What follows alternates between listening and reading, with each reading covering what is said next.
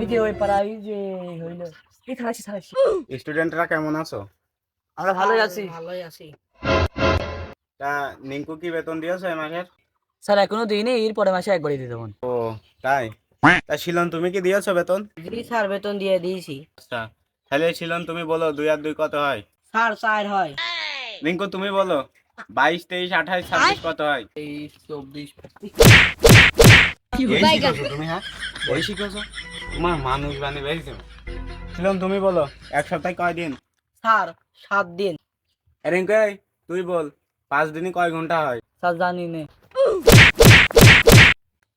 তুমি এইটা জানো না ওইটা জানো না, আবার প্রাইভেটের বেতনও ঠিক মতো দিবা না, মাইর তো একটু খাবা।